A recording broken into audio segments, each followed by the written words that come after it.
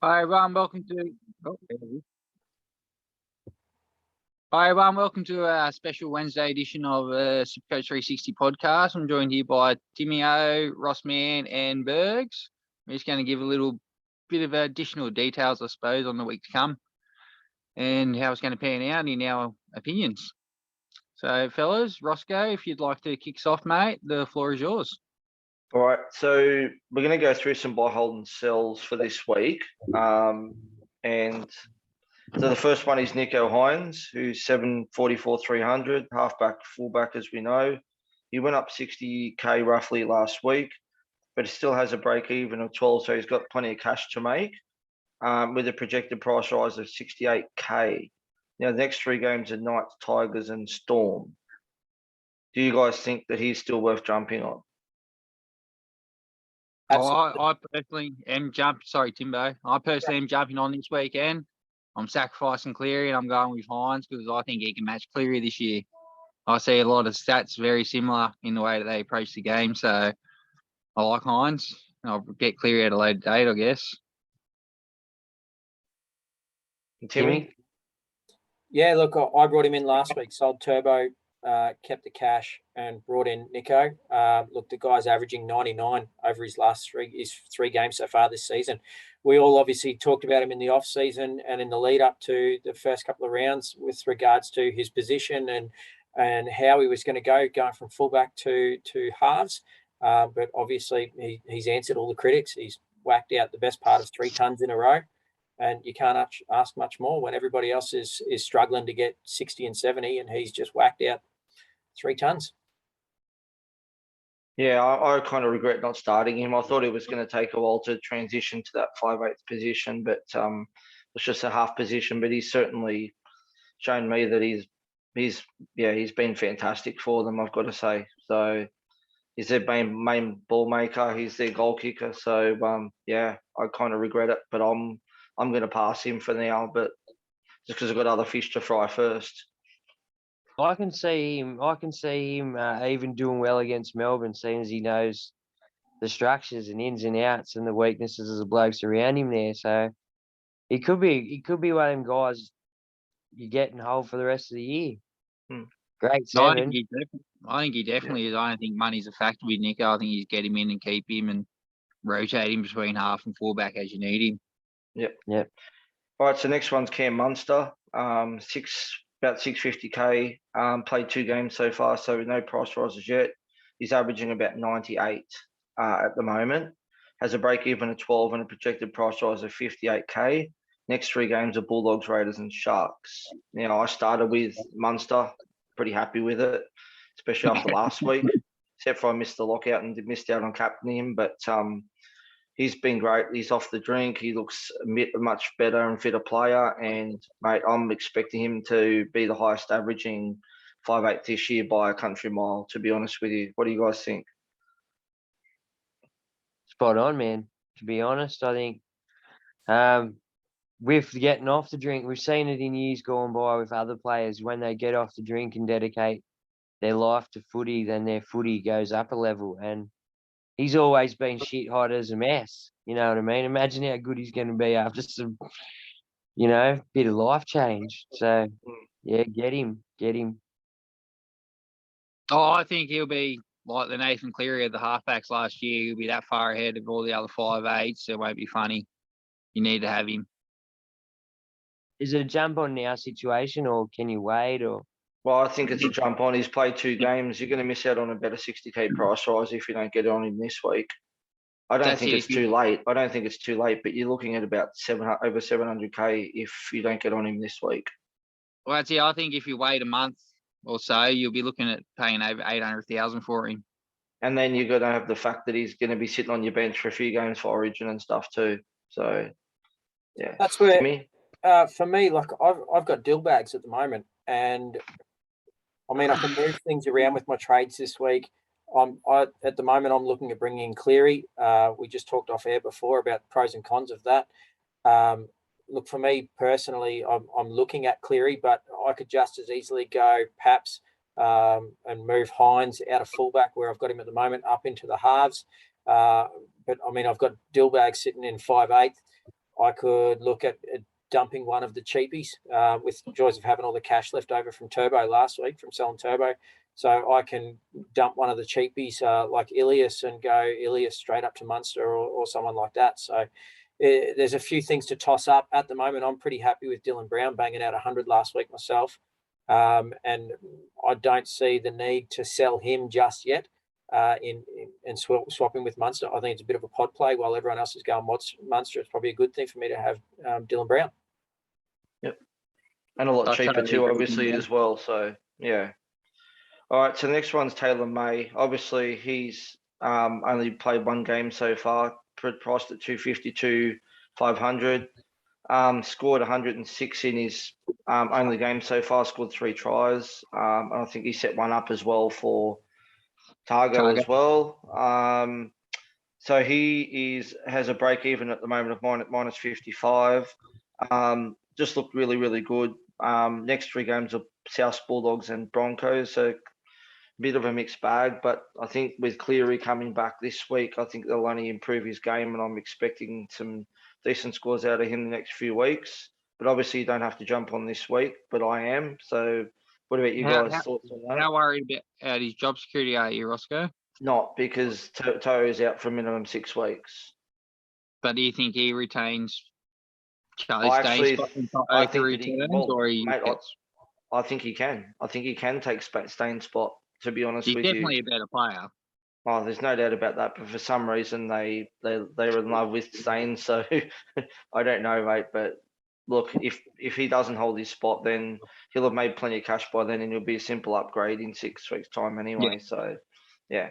Supercoach side. If Penrith want to remain competitive, they have to put their best 17 on the park, and Charlie Staines is not that.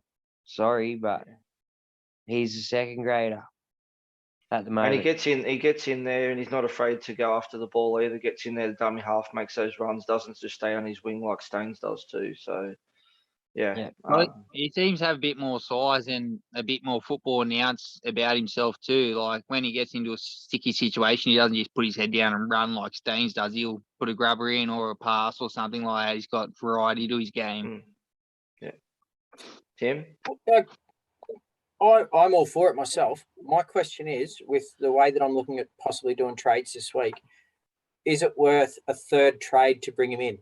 Like a downgrade from Moan or a downgrade from Bullymore to Tyler May?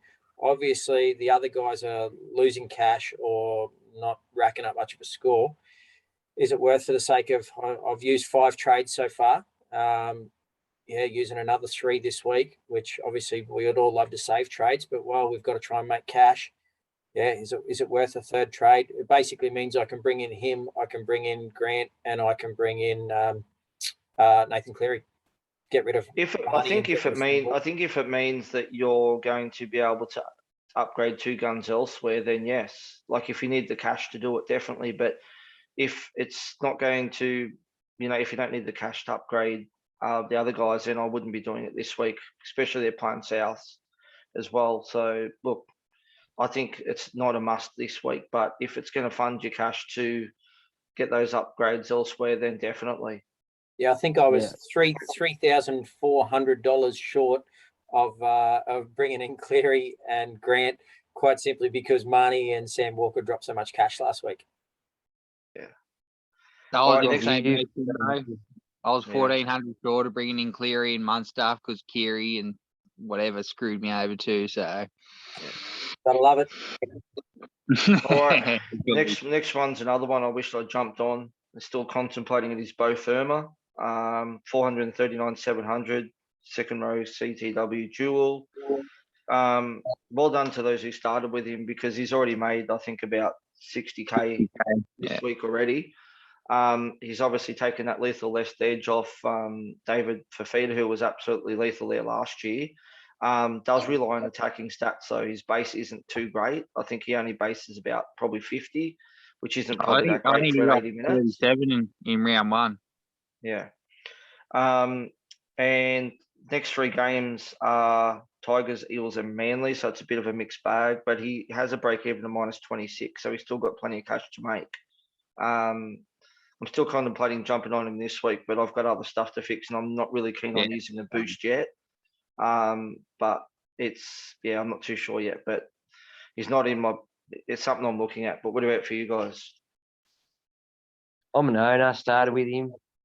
But no, I saw well, in his last 2 years, every time he's given opportunities, he's always looked well, unless playing centre.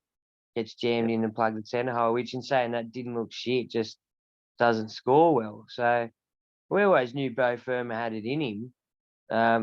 Getting plugged on that left edge has been a godsend to him, but because if he was out on that right, don't get me wrong, I still feel he'd be scoring what Fafita does, just because he'd go looking for a bit of work, just due to he's that kind of player. You know what I mean? So But he's not, like Ross said, his base is terrible. yeah, but I think it's not he would great. have more of a go if he was on the right, not getting fed that good ball. Yeah. The All right. question is, though, like he's on that left side where they do seem to go all the time. So it's that age-old question, are tries or try assists or last touches, is that almost becoming part of his base stats? Because it's the stuff that's just happening every week. It's the same as what Angus used to be. It's the same as what Boyd Cordner used to be. It's the base isn't ginormous, but at the same time, it becomes a regular part of their game.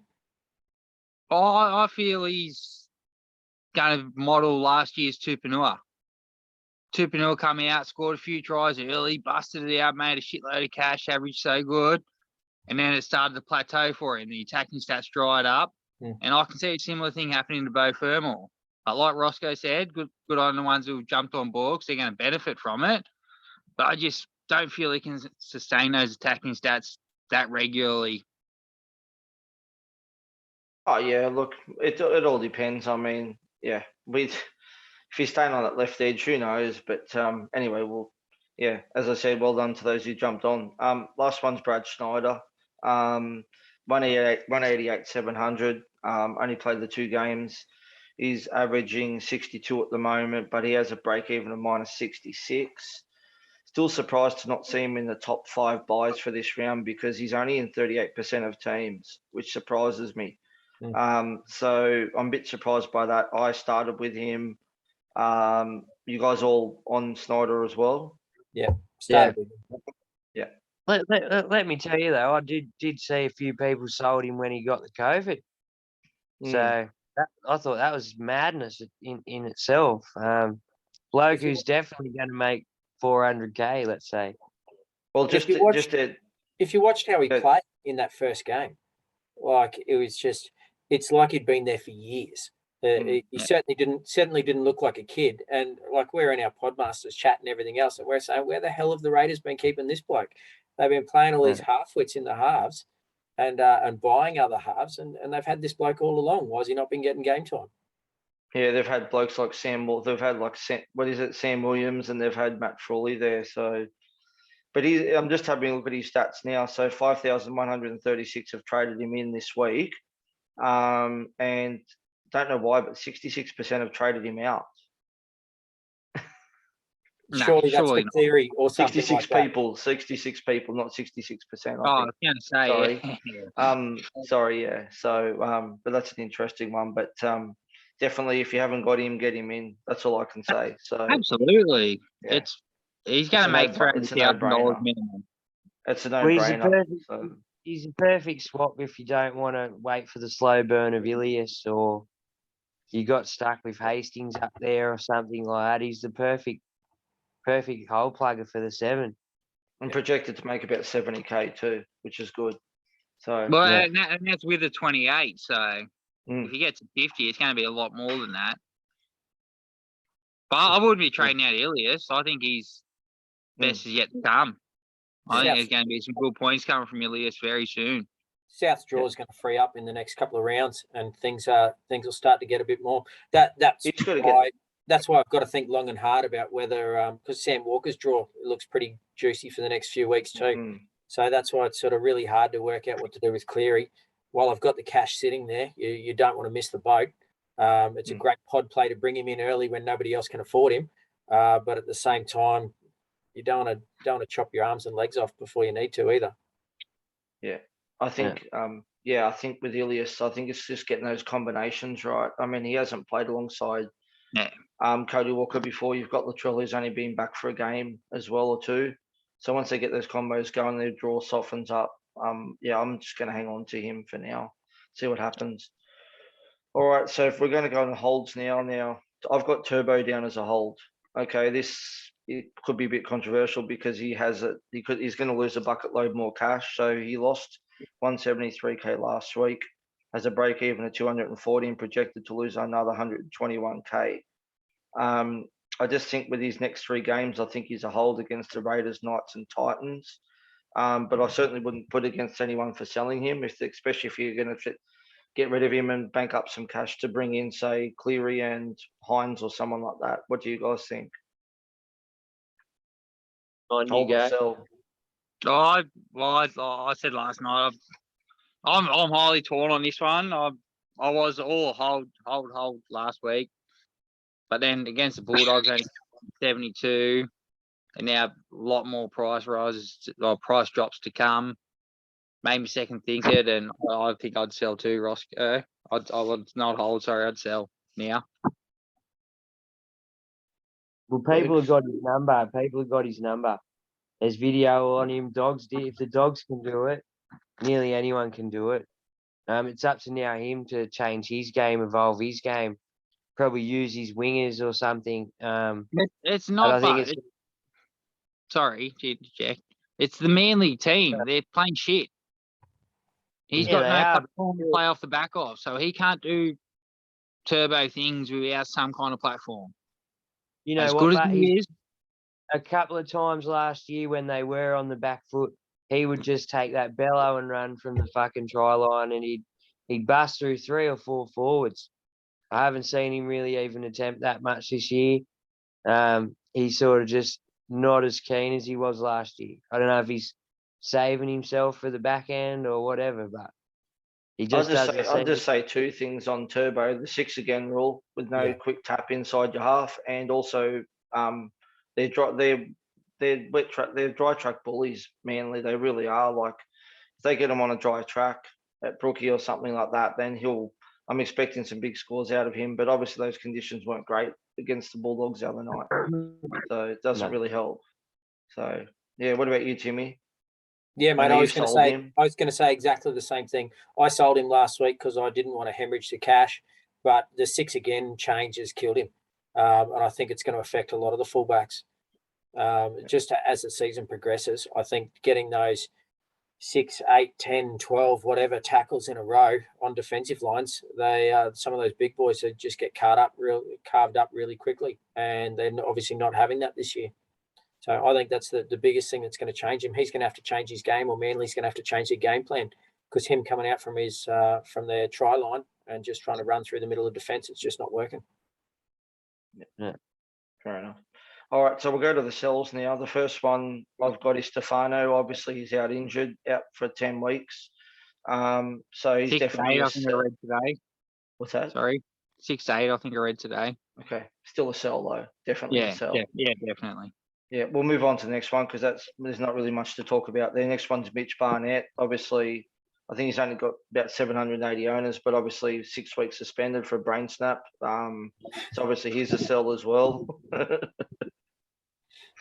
If he won to watch, but 2 weeks after he returns, he'll be under $400,000 and probably good for a buy pickup. Yeah. I know you guys discussed this on the pod last night, but I think Brody Jones has got to be a decent option this week too, or the next couple of weeks as well. What do you guys think? Yeah, I'll be definitely watching. Yeah, I'm jumping on. I'm just jumping on. I'm doing it this week too. Going early. I think it's the only way I can bring Munster in. I need to start Elise Katoa, a Moan. So with a hooker and 3 middle forwards, wouldn't you expect him to probably play close to 80, or if not 80, right? Yeah, I think he plays 80. I do too. Yeah. All right, next one is Talataya Moan, who we just spoke about, 283, 300, dual 5'8". His CTW has been very disappointing this year. I mean, I think a lot of people, we started him because he was cheap, and had the dual position. I was impressed with what I saw from him last year, but this year's just been really, really terrible. His score so far in the 3 games has been 23, 49, and 17. He just hasn't delivered this year. So for me, he's definitely a sell if you can. You don't have to, but I think he's a sell to downgrade to Taylor May, or an upgrade to, say, a Bo Firma or something if you've got the cash. So you guys agree on that, or? Yeah, 100%. All right. So next one is Silvan Cobo. Now, I traded him in a couple of weeks ago, thinking he was gonna get bagged some tries, but he's been another one that's been very disappointing. 307, 500. In his 3 games so far, he's got 43, 20, and 22. Obviously, another downgrade to Taylor May. You guys own it all as well, or selling? What do you think? I've got him. I started with him. I'm holding. Not owner, not looking at him at the moment. Yeah. Would Yeah, sell. I'm an owner too. I had him at the start of the year, and then Reynolds got the COVID, so I pulled him out. And then so far, he's played his best game without Reynolds being in the team. The Broncos just look the same old rabble as seasons past. Unfortunately, the Reynolds effect seems to have no holding at the moment. Until that changes, I can't see anyone being relevant. Yeah, I'm going to hang on to him for now, because I'm going to sell a Moan instead, because I just think that Cobo's obviously got more upside than what a Moan's got. So absolutely, yeah, I'll hold him. But you were going to say, who was going to say something, Bergs? No. Well, you can definitely see the potential there in Cobo. Like, absolutely, there's Supercoach points galore around him, but the Broncos just got to get it right inside him before you can benefit on that, unfortunately, and it's just not happening at the moment. Well, it's the same with the next bloke that we're going to talk about for a sell, which is Katoni Staggs. 398, 200. Well, what can I say? I mean, another one to flop. He's been so disappointing. Dropped 35k last week. I think between him and Cobo, I think they've made a terrible amount of mistakes the last couple of games, like errors galore. And he has a break even of 59, projected to lose another 16k, and his score so far of 23, 32, and 36. It's obviously another downgrade or upgrade option for him as well. Herbie Farnworth seems to be the man for Brisbane in the centres. What an effort! He just got effort all over him. You know what I mean? So, I like Herbie if you wanted to go sideways, if you wanted to stay Brisbane, but I'd be definitely getting rid of both Staggs and Cobo if I was owners. I think he ran the ball about 4 times last week, Staggs, and that's just not enough for a centre. No. Well, they were good runs. You got to remember he's coming back from major surgery. They were. There was one good run, and then there wasn't much seen from him apart from that for the rest of the game. I mean, as a Cobo owner too, it's frustrating too, because I'm finding he doesn't like to pass the ball either, which is also frustrating.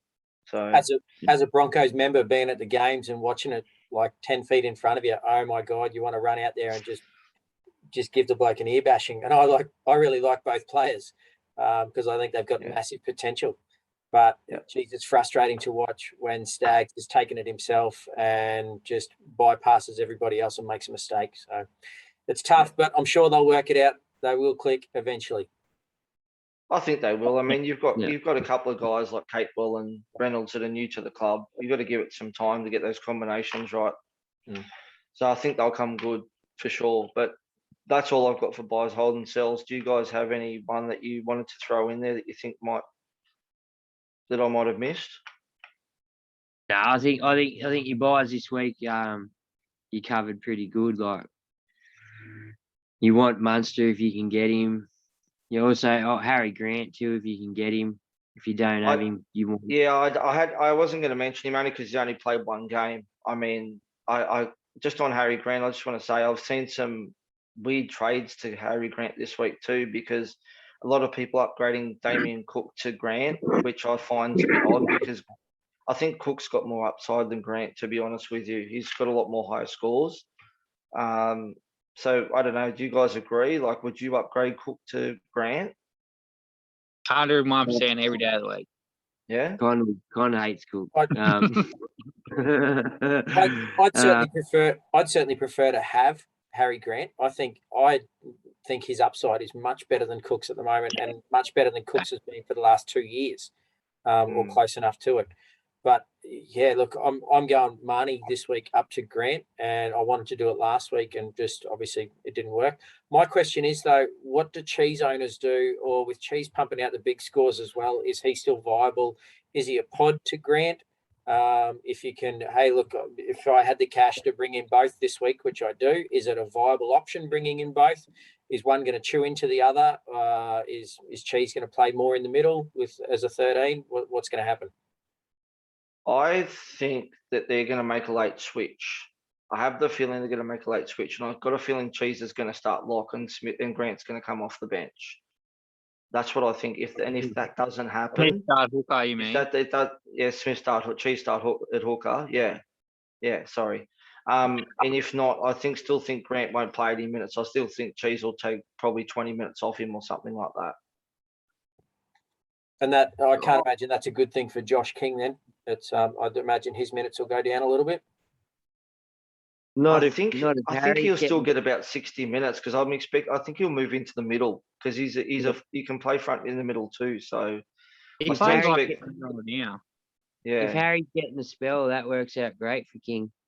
Definitely. Yeah. I think it's highly viable that you could own Munster, Pappenhausen, Hughes, Smith, and Grant, and be comfortable owning all 5 of them. Yeah. I think Smith will easily be in the top 3 back rows of the year, and Grant and Smith will be the top 2 hookers by the end of the year. And Cheese doesn't play option. Yeah, 100% bonus.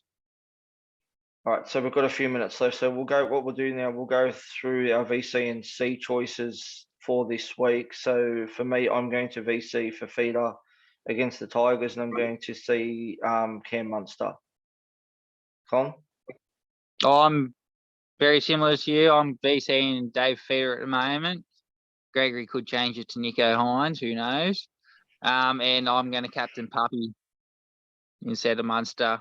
But obviously they're both, and Grant are good options, but now I'm going to go to Pups this week. Birds?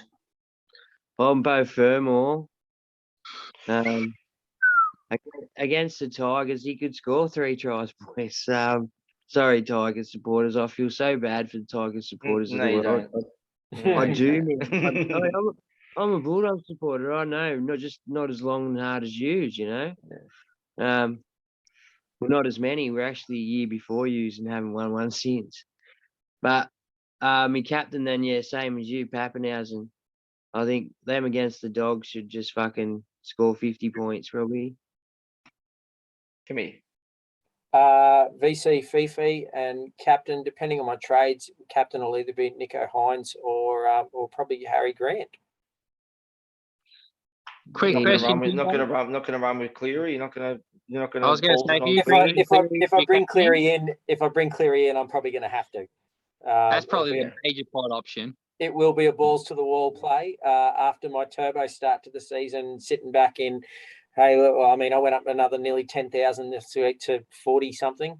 So yeah, I can only go up from 60,000. That's something I wanted to ask you, Timbo.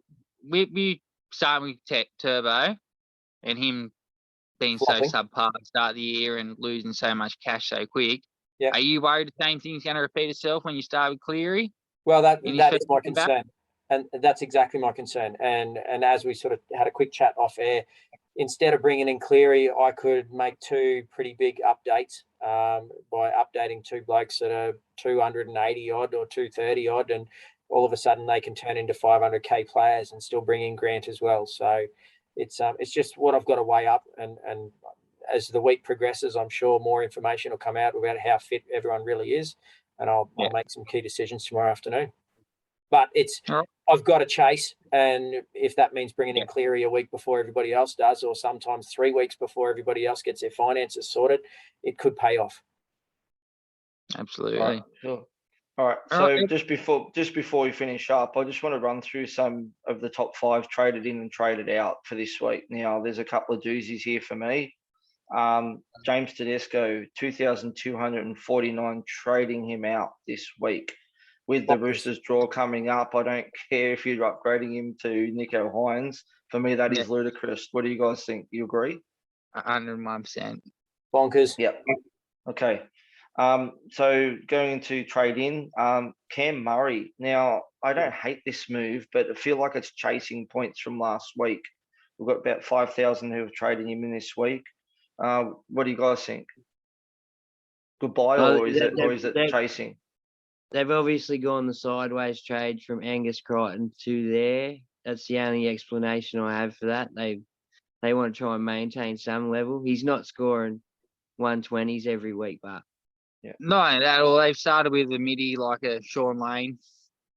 Yeah. And they just want to get the fuck get him out of their team, and Cam Murray's the best option, I suppose, this week. Yeah. All right, last one I want to touch on is, I feel like this is also chasing too, is Thomas Dearden. Got nearly 5,000 trading him in this week. Now, obviously, he pumped out 100 last week. Yes, the Cowboys are playing really well at the moment, but I'm dead set expecting the Roosters to turn up this week. And I don't think it's going to be a flogging, but I just think it's a crazy trade. I mean, he's already made 70K. Sorry, he made 90K last week. So he's made a fair chunk of his money already. Do you guys agree that it's a crazy trade? Crazy. I do. Yeah. Let's see what he's like after the Roosters. I mean, he's got a negative break even of 24, so he's still going to make money. But for me, it just seems, I don't understand it. But That's it. I think the Roosters will touch him up personally, and if they hold him to a 30 or 40, he'll make 20K this week. But then his break even's going to be high as shit after that 109 rolls out of his rolling average. Yeah. All right. Anything else you guys want to quickly talk about? We've only got about 30 seconds left. So No, I think we've covered everything. That's about it. peace. all right. Thanks, guys. Thank you for your time, and thank you for tuning into another 3